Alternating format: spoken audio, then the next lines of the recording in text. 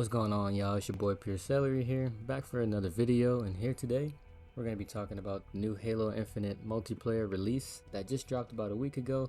And I've got to say, man, it has absolutely been a blast. Now, I've been able to play for about 25 hours or so.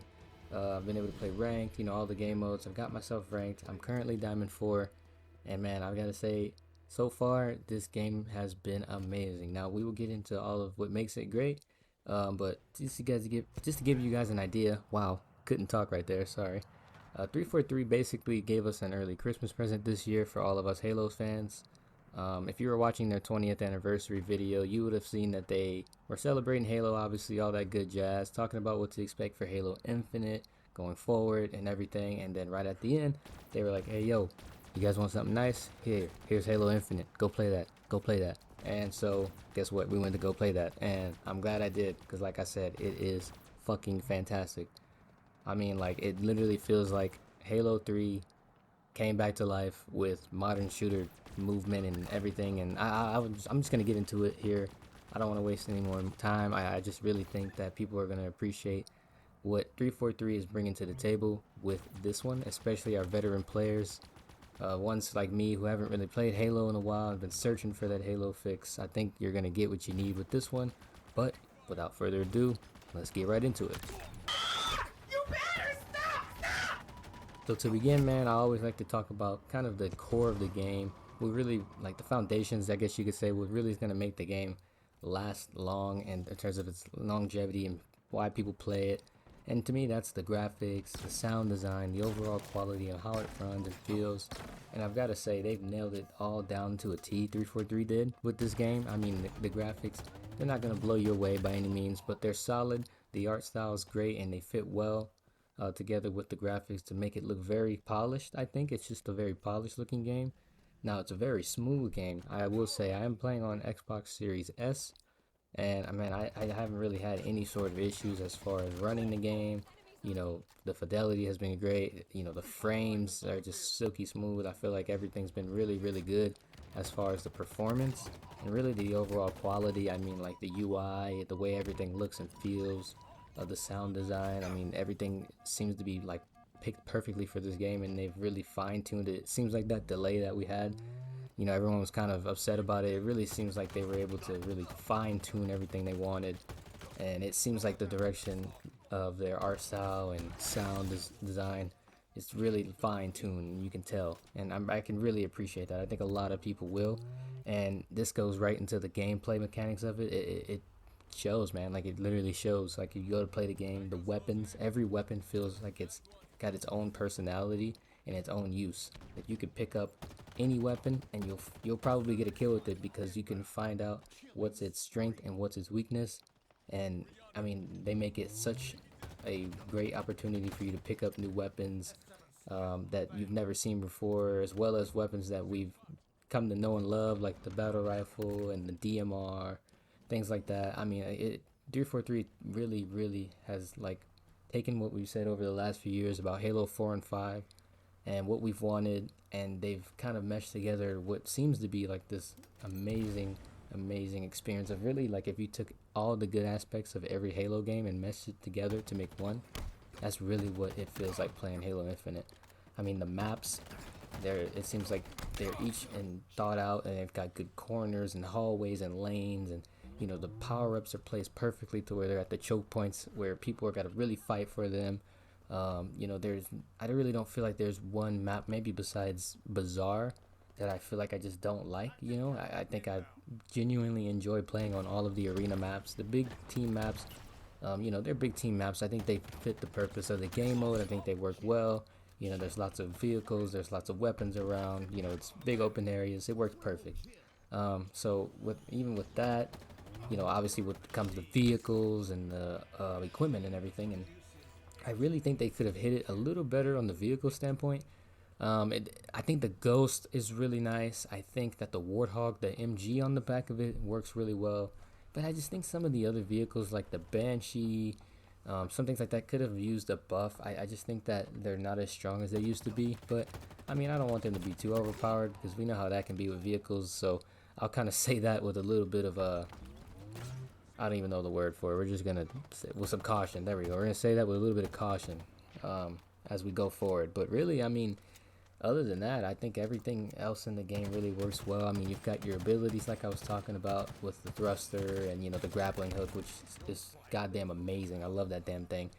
The active camo's back in the game. We've got overshield. We got all the classic. I think they could have brought a little bit more like Halo 3 kind of style.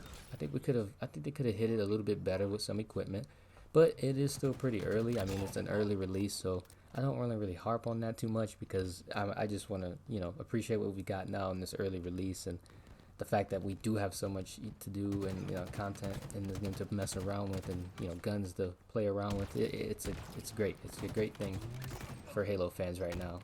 And really that goes without saying because it's free to play. I mean, if you've never played a Halo game, this is the perfect time to pick it up. It's free to play. It's a great experience, like I said in the beginning of my video.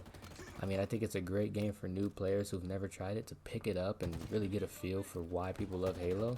And at the same time, veterans are going to pick this up and find something that they love about it, find a gun that they used to go crazy with back in the day, and they're just going to be like, hell yeah, give me this, let's go, like I'm ready to game. I mean, like, I just think that 343 really, if they keep with this kind of formula, they keep going the way they go as far as maybe updates are concerned or anything like that, they really do have one of the best multiplayer experiences that we could experience for a while. I truthfully believe that.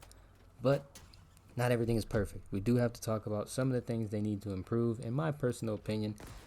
Things that I think would just kind of flatten iron the game and make it really the best shooter that we've gotten here in the last few years. And that's first off, definitely that battle pass progression, man. It is abysmal. Like I said, I had like 25 hours or so in this game, and I'm level 12, man. Like, how the hell can I be level 12? You know what I mean? Like, it's something's got to change about that. I think that the in game, when you play a game, they've given you like 50 XP. I think it needs to be 100. I just think that it's way too damn slow. I mean, granted, we do have a lot of months to complete it up until May, but still, I mean, if you're gonna grind this game, you should be rewarded for it, And a lot of people have been complaining about that, myself included.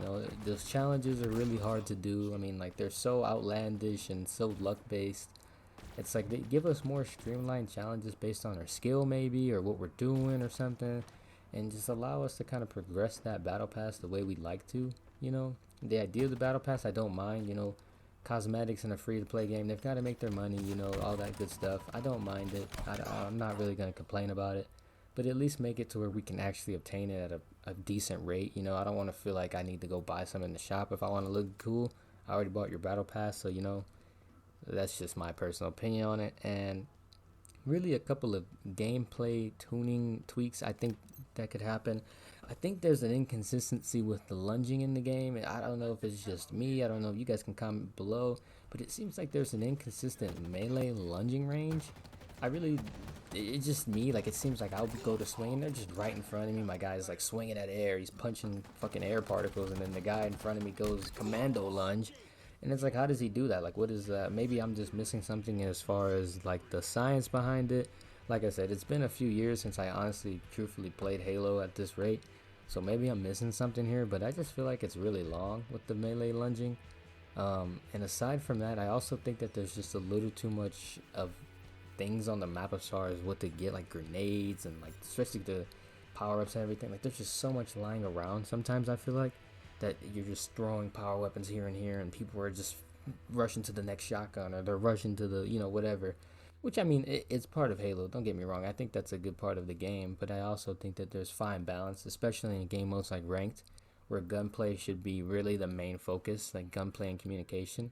I'm not trying to die to a bunch of power weapons and special grenades, man. You know what I mean? Like, it's just, to me, that kind of stuff puts a damper on the Ranked effect, because those kinds of equipment, a lot of it is luck based. You throw a grenade, it lands and bounces the right way and kills someone. People don't want to deal with that kind of stuff, and I understand it.